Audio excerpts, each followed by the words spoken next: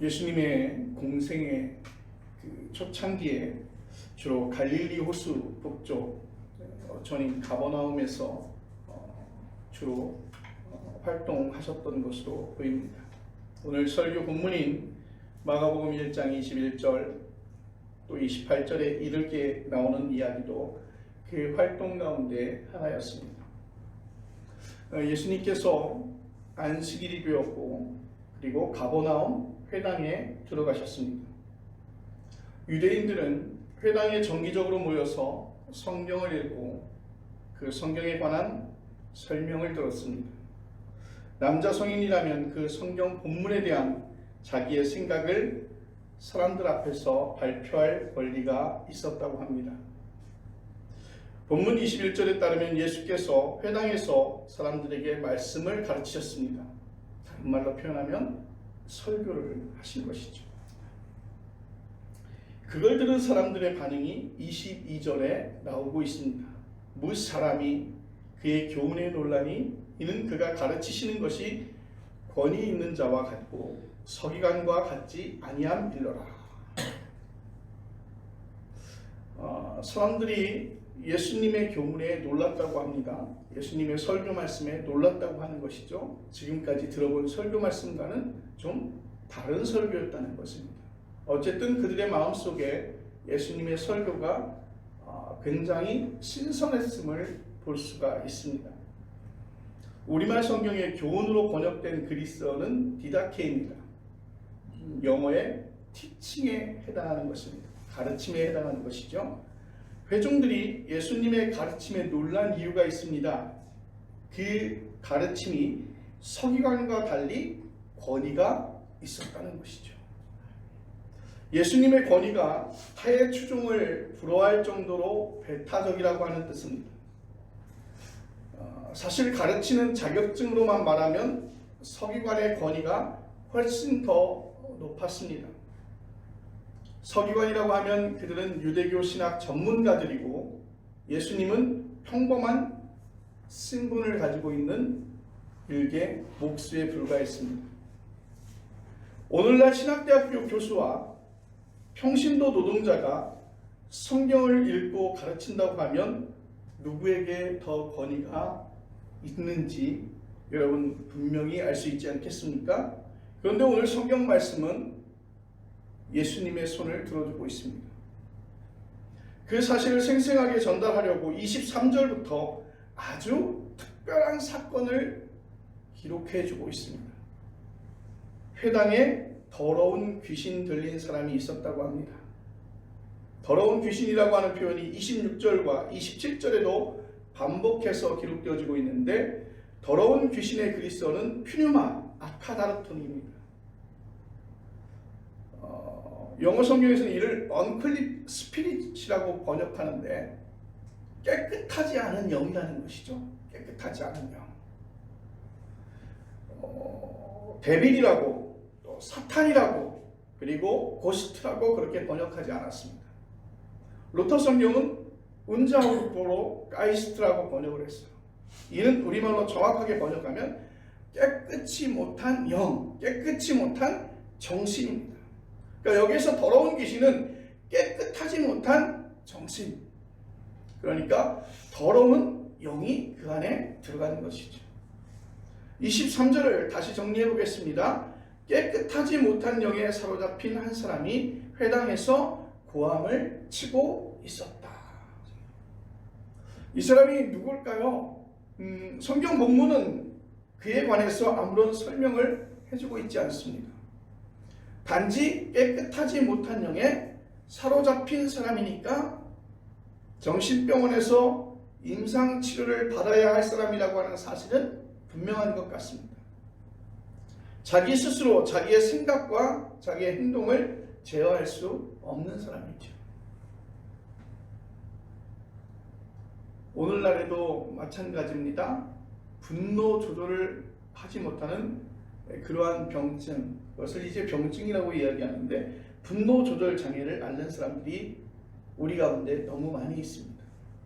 그런 증상을 보면 속된 표현으로 뚜껑이 열린다라고 하는 표현을 하죠.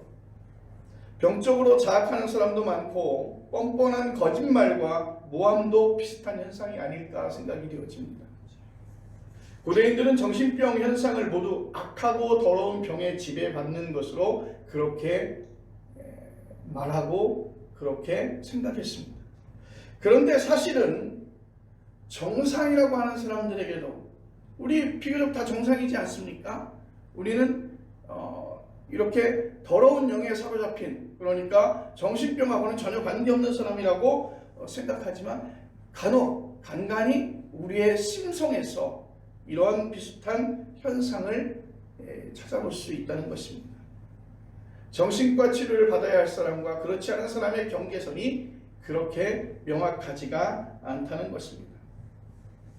개인만이 아닙니다. 사회 전체도 깨끗하지 못한 영에 사로잡혀 있습니다. 사회 전체가 정신병에 취약해져 있다는 것입니다. 단지 예전에는 이렇게 그러한 모든 사회적인 현상의 어떤 경계선이 매우 분명했던 것으로 여겨져요. 근데 요즘에는 그러한 경계를 넘나드는 경우들이 굉장히 많다는 것입니다. 스스로 자신의 몸을 위해하거나 스스로 목숨을 끊는 일들이 있습니다. 우리나라의 자살률은 OECD 국가 가운데 최고의 기록을 보유하고 있습니다. 일본에서 자신의 목숨을 끊는 사람들보다 2배 이상의 숫자들. 청소년 자살률도 굉장히 높습니다.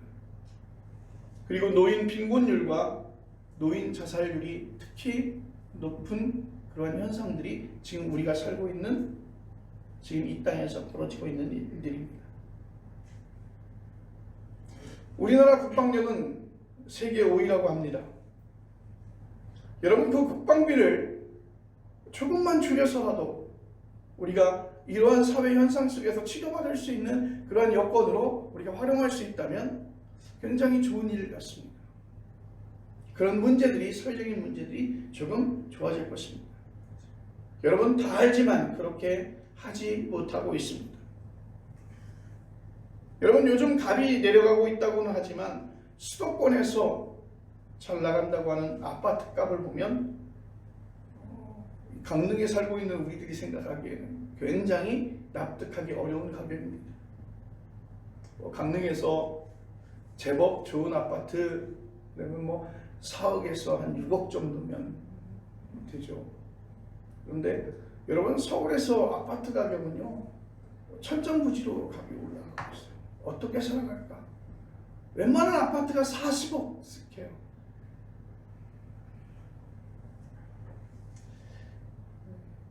지금 우리 세계 상황 속에서도 팔레스타인 가자 지구에서 죽어가는 아이들이 상상할 수 없을 정도로 많이 있습니다.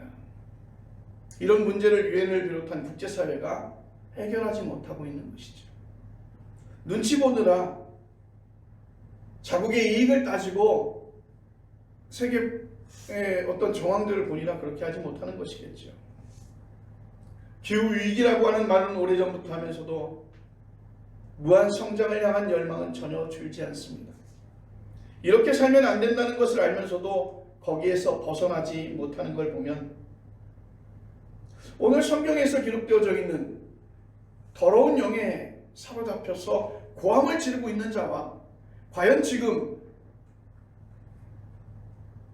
외면적으로는 표현하지 못하고 있지만 내면적으로는 상처와 혼란과 아픔 속에 있는 우리들의 모습과 여러분 별반 다른 게 없을 것입니다.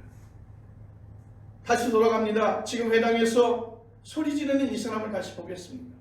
여러분, 회당에서 뭐라 그랬습니까? 하나님의 말씀을 읽고 그 하나님의 말씀을 통해서 같이 은혜 받은 사실을 나누고 그 말씀을 또 설명하는 예배의 시간이잖아요. 그런데 그 예배의 시간을 진행하지 못하도록 소리를 지르는 이 사람이 있다는 것입니다. 역설적으로 어쩌면 회당에 모인 사람 가운데서 이 사람만 정신이 온전하다고 생각할 수도 있습니다. 그는 세상 돌아가는 것을 견뎌내기 힘들었습니다.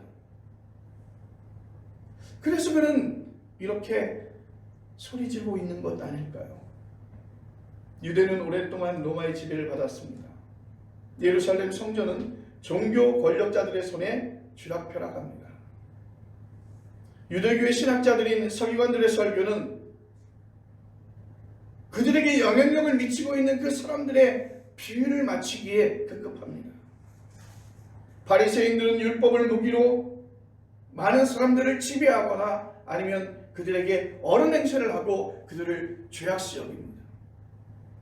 민중의 삶이 나락으로 떨어지고 있습니다. 그들이 그렇게 중요하게 다루고 있는 하나님의 살아있는 말씀은 어디서도 듣기 힘듭니다. 그런데요, 사람들은 아무 일 없다는 듯이 그럭저럭 잘 지내고 있습니다.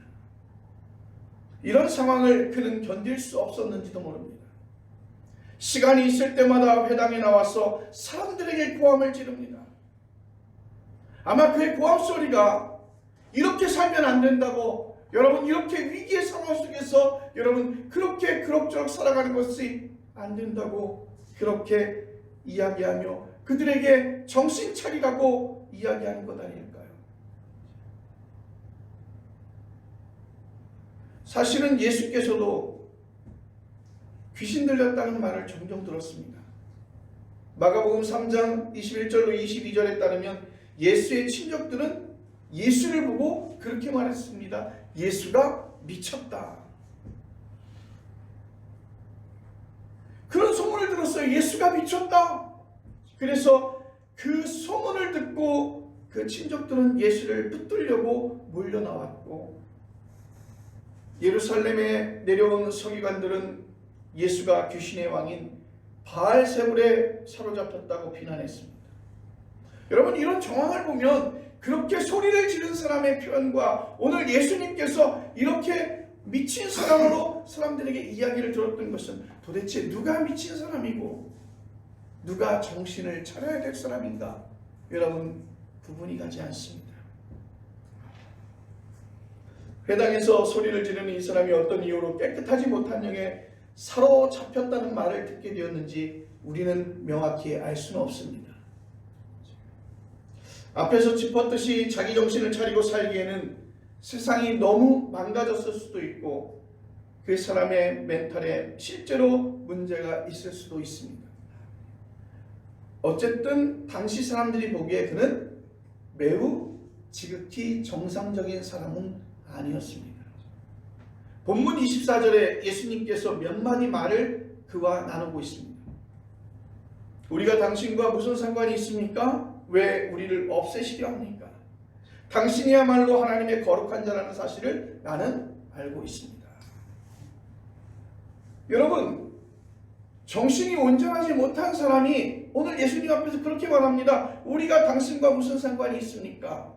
왜 우리를 없애시려 합니까? 당신이야말로 하나님의 거룩한 자라는 사실을 나는 알고 있습니다. 정신이 온전하지 못한 이 사람, 그야말로 미친 이 사람의 입에서 예수님의 정체성이 선포된 것입니다.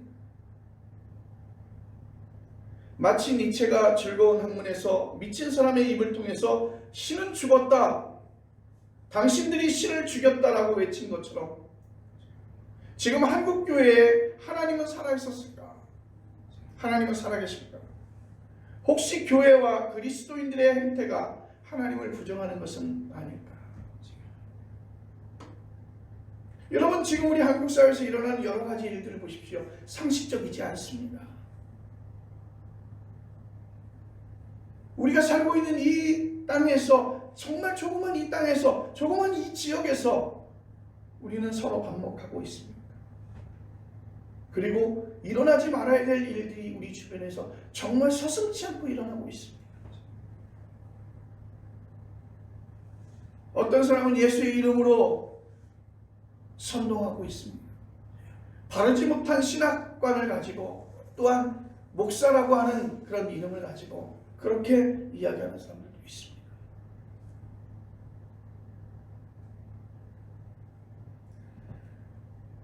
이 사람의 말에 예수님께서는 그 어떤 대답도 하지 않으셨습니다. 그리고 꾸짖으셨습니다. 누구에게? 그에게 명령하는데 그 사람에게 명령하는 것이 아니라 그에게 들어간 더러운 영에게 명령합니다. 그 사람에게서 나오라. 그 사람에게서 나오라. 그 뒤로 어떤 현상이 벌어졌는지 26절은 이렇게 설명합니다. 더러운 귀신이 그 사람에게서 경련을 일으키고 큰 소리를 지르며 나오는지라. 아마도 이 경련의 과정과 큰 소리는 예수님의 말씀을 듣고 치유를 받는 그런 과정에서 벌어지는 현상으로 보입니다. 겉으로 보이는 경련만이 아니라 보이지 않는 경련도 있습니다. 세계관이 무너질 때 우리는 영혼의 경련을 경험합니다. 지금까지 당연하다고 여겼던 것들이 그렇지 않다는 사실을 알게 되면 충격을 받습니다. 천동설에서 지동설로 바뀔 때 인류는 경련 발작을 일으킵니다. 사춘기 소년 소녀들은 모두 그 시기에 경련을 일으키는 듯한 경험을 합니다.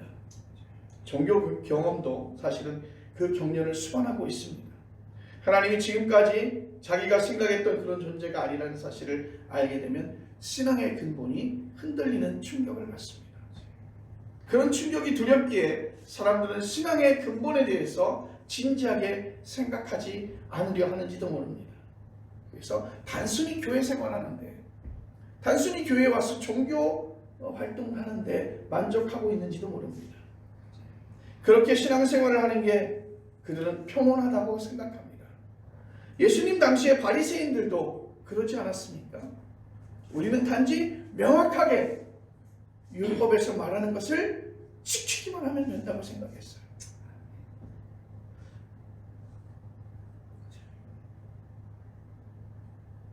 제자들은 조금 달랐죠. 그들은 직업과 재산과 가족을 떠날 정도로 예수님을 만나서 충격을 받았습니다. 여러분, 예수님의 제자들, 예수님께서 나를 따르라, 우리 지난주 설교의 말씀처럼 나를 따르라 할 때 자기가 가지고 있었던 생활의 모든 기반 시설을 다 버리고 예수님을 따랐다. 예수님의 부르심에 자기의 배에서 내리고 가족을 두고 예수님을 따랐다. 여러분, 이것을 바라보면 예수님에게서 충격을 받았다는 것입니다. 우리의 인생 자체가 충격과 경련 가운데 놓여있다는 사실을, 그래서 큰 소리를 지르지 않을 수 없다는 사실을 아는 분들은 다 아는 것입니다. 여러분, 우리는 어디서 왔으며 어디로 가는 것일까요? 45억 년이라고 하는 지구 역사에서 인간이 없었던 시기가 훨씬 많았고, 앞으로 인간이 사라진 뒤에도 지구에는 각종 생명체가 살아있을 것입니다. 우주 전체에서 인간의 삶을 생각하면 정말 미미하고, 우리가 나이를 먹는다는 사실도 충격이라고 하면 충격이겠죠. 예전엔 나이에 대한 반응들이 되게 많았습니다. 사람을 만나면 저 사람이 동생인지 아니면 동갑인지 아니면 나보다 연배인지를 먼저 살폈죠. 그리고 나서 그 사람을 대하는 스탠스를 정했어요. 어떻게 그 사람을 대할까? 그런데 시간이 조금 지나가다 보니까 그 나이가 그렇게 중요하지 않아요. 요즘에 제 나이가 몇 살인지 잘 몰라요, 명확하게. 그래서 가끔은 인터넷에서 찾아봅니다. 제 생년월일을 넣어가지고 내가 몇 살인지. 그리고 또 한국에는 좀 그러지 않습니까? 한국에는 태어나면서 1살, 그리고 해가 바뀌면서 1살. 한국 나이는 기본적으로 그렇죠. 그래서 2살을 먹게 돼요. 또 만의 나이에서 생일이 지나면 또 1살이에요. 그래서 나이에 대한 것들이 굉장히 좀 어렵죠.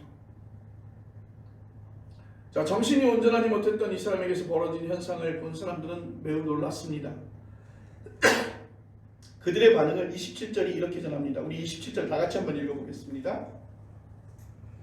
27절 말씀 시작. 다 몰라서 서로 이르되 이는 어찌냐 권위 있는 새 교훈이로다 더러운 귀신들에게 명한즉 순종하는도다 하더라. 이는 어찌미냐 권위 있는 새 교훈이로다 더러운 귀신들에게 명한즉 순종하는도다 하더라. 너무 놀랐습니다. 너무 놀랐습니다. 권위 있는 새 교훈이라고 하는 표현, 이미 앞에서 예수님께서 설교한 다음에 회중들이 보인 반응이었습니다. 설교를 듣고 놀라서 그런 말을 했고, 이번에는 정신병자가 치료되는 현상을 보고 놀라서 이런 말을 한 것입니다. 정신병 치료까지 디다케에서 발생한 것으로 본 것이겠죠. 그래서 예수님의 새로운 가르침을 깨닫고 받아들이면 사람의 영혼이 변화된다는 것을 그들은 눈으로 보았던 것입니다. 예수님의 가르침이 참된 평안이며 서기관과 같은 사람들이 흉내낼 수 없는 배타적인 권위라는 말이 옳은 것인가? 여러분, 그런 경험이 여러분에게 있기를 간절히 바랍니다. 27절에 아주 독특한 표현이 나옵니다. 더러운 귀신들도 순종한다. 더러운 귀신이란 단어 unclean spirit이라고 하는, 이미 앞에서 우리가 짚어봤는데, 깨끗하지 못한 영, 깨끗하지 못한 정신도 예수님께 순종한다는 것입니다. 다시 살펴보면 예수님의 말씀에 우리가 일반적인 정신체계를 가지고 있는 일반적이고 우리 인간에게 맞는 정상적인 어떤 체계에 있지 않은 사람들도 그 예수님의 말씀에 순종한다는 것입니다. 그러니까 예수님의 그 가르침과 그 권위가 매우 압도적이라는 것입니다. 이런 깨끗하지 못한 영은 우리 안에 깊숙이 웬만해서는 눈치채기지 못할 정도의 심연의 자리에 자리를 잡고 있습니다. 우리를 걱정하게 만들고, 우리를 분노하게 만들고, 우리를 미워하게 만들고, 혐오하게 만드는 그러한 것에 떨어지게 하고, 자기 연민과 자기 사랑에 빠지게 하고, 교만하게 만들죠. 세상은 이런 삶의 방식을 크게 문제를 삼지 않습니다. 오히려 그런 것을 부추깁니다. 수단, 방법 가리지 말고 주변의 것들을 제압하는 것을 높이 평가합니다. 서로 몰려다니면서 어떤 대상을 혐오하고 조롱합니다. 여러분, 우리 지금 정치 상황도 보면 정말 가관이지 않습니까? 정치 발전을 위해서 정당한 비판은 필요하지만 우리는 정당한 비판을 하고 있지 않습니다. 당리당략을 위해서 우리는 서로 비난하고 있습니다. 그들이 당리당략을 위해서 서로 비난하는 사이에 대한민국은 추락하고 있습니다. 하나님께서 모든 사람을 창조하셨다는 사실을 그들은 무시하고 있는 것입니다. 걱정과 분노와 혐오와 조롱, 우리가 마음 먹는다고 해서 해결되지 않습니다. 자기 성찰을 통해서 잠깐은 그러한 현상은 줄일 수 있겠지요. 그러나 어느 순간에 다시 나타납니다. 우리 힘으로 해결할 수가 없겠죠. 그래서 성경은 거룩한 영을 받으라고 그렇게 말합니다. 홀리 스피릿. 깨끗하지 못한 영은 거룩한 영으로 대체될 수 있다는 뜻입니다. 우리 내면에 사랑의 영이 없으면 혐오의 영은 물러가지 않습니다. 진리의 영이 없으면 거짓의 영은 물러가지 않습니다. 혐오와 조롱과 거짓은 매우 매력적인 현상으로 우리 앞에 나타나거든요. 예수님께서는 이 사실을 정확하게 가르치셨습니다. 단순히 말로 가르치신 게 아니라 자신의 운명을 가르치셨습니다. 그래서 복음서는 귀신도 그에게 순종한다고 말할 수 있었던 것입니다. 그런 가르침은 예수님만이 아니라 침례 요한에게도 있었고 구약 성서의 많은 선지자에게도 있었다고 말할 분도 계실 것입니다. 물론 그들도 아주 뛰어난 선생이며 랍비이며 선지자입니다. 그들도 하나님의 사랑과 그 진리를 선포했습니다. 그리고 많은 사람들에게 영향력을 미쳤습니다. 그러나 그들은 예수님과 비교될 수 없습니다. 그들은 조상들에게서 듣고 배운 것을 전했으나 예수님은 직접 본 것을 가르치셨습니다. 그래서 예수님의 가르침은 서기관들과 다르게 권위가 있었다고 말하고 있습니다. 몽골 유목민들과 함께 지내다 온 사람들과 그들의 이야기를 책이나 유튜브로만 접한 사람이 있다고 합시다. 말만 잘하면 가보지 않은 사람도 몽골 유목민과 관계된 정보를 멋지게 전할 수는 있습니다. 그러나 직접 가본 사람 수준에는 결코 이룰 수 없죠. 저하고 가깝게 지내는 목사님이 유튜브에서 시리즈로 성지순례에 대한 영상, 물론 성지순례를 하신 분들이 영상을 찍고 설명한 성지순례에 대한 영상들을 굉장히 주의 깊게 또 굉장히 집중해서 그것을 보아요. 이제 그 목사님이 며칠 전 교제하면서 성지순례를 가릴 계획이 있다는 거예요. 그래서 제가 그랬습니다. 아니 성지순례 그렇게 유튜브로 많이 하셨는데 뭘 굳이 가보시냐고.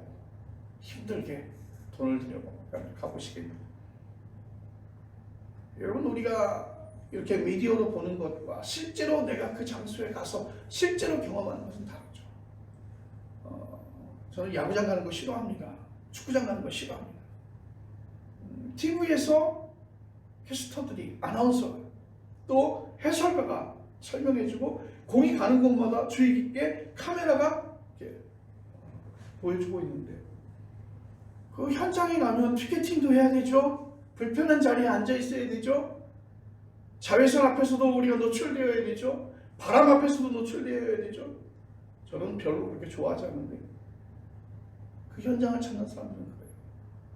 TV에서 보는, 미디어에서 보는 것만큼 그 안에서 현장감 있게 보는 것은 이루 견줄만한 것이 안 된다고 말하고 있습니다. 예수님께서 자신이 본 것을 가르치신 분이었기에 제자들과 초기 그리스도인들은 예수님을 하나님의 아들이라고 그렇게 고백할 수 있었습니다. 요한복음 14장 9절 말씀, 나를 본 자는 아버지를 본 것이라. 여기서 아버지 하나님의 본질은 생명입니다. 사랑이기도 하고 해방이기도 합니다. 그리고 궁극적으로는 우리에게 안식이기도 합니다. 그것을 통틀어서 우리는 생명이라고 하는 것입니다. 예수 그리스도를 통해서 생명을 얻는다는 게 실제로 무슨 말인지 우리는 잘 가늠할 수 없습니다. 땅에서 사는 동안 화려하게 살고 인기도 끌고 존경받는 인생이 된다는 것인가 하고 생각하는 사람들이 많이 있습니다. 물론 그런 삶 때문에 또 교회 나와서 예수를 믿는 사람들도 있죠. 교회 나오면 복 받는다고, 예수 믿으면 승진한다고, 예수 믿으면 건강할 수 있다고 그렇게 해서 교회 나온 사람들도 있습니다. 여러분, 그래서 교회에 발을 디뎠지만 여러분 교회 나와서 여러분은 다 알지 않습니까? 하나님께서 세상의 창조주이시기 때문에, 나의 아버지이기 때문에 우리가 하나님 앞에 예배하는 것입니다. 기독교의 모든 가르침은 이 사실을 전제합니다. 우리는 생명을 선물로 받은 것입니다. 그래서 생명의 주인이신 하나님과 하나 되는 데만 우리의 생명은 충만해질 수 있습니다. 기독교 교리에 초월할 이런 말이 현대인의 교회, 우리들의 일반적인 이야기에 들려질까요? 생명과 그 풍요로움이 세상에서 배운 방식으로 결정되는 것이 아니라는 사실만 간단하게 여러분 짚어보겠습니다. 여러분, 우리는 늙습니다. 우리는 병들어가고 있습니다. 여러분, 굉장히 우울하지 않습니까? 우리가 하루하루 살아가는데 우리는 죽기 위해서 하루하루 살아가고 있는 것처럼 보입니다. 우리는 시간이 가면 늙습니다. 그리고 병들어가고 있습니다. 근데 우리 가장 그걸 두려워하지 않습니까? 그걸 피하려고 노심초사합니다. 저도 느끼는 것 같아요. 순간순간 저에게 가지고 있는 순발력이 조금씩 떨어진 것을 인정하고 있지는 않지만 보면 그게 현상적으로 나와요. 제 몸이. 예전에는 특별히 문제가 되지 않고 지나갈 수 있는 일들도 꼭 문제가 돼서 몸의 현상으로 나오고 있습니다.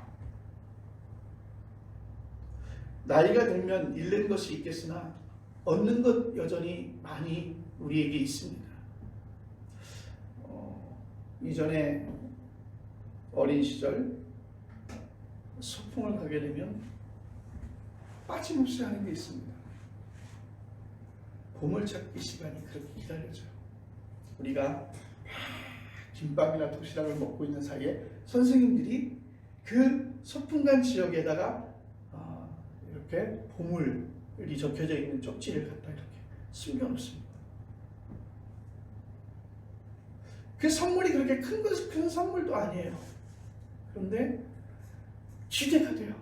그래서 그 선물을 찾기 위해서, 그 보물을 찾기 위해서 우리는 정말 한 곳도 놓치지 않으려고 나무곁, 돌려, 그리고 어떤 구조물 옆에서 그 보물을 찾듯이 열심히 살폈던 기억들이 있습니다.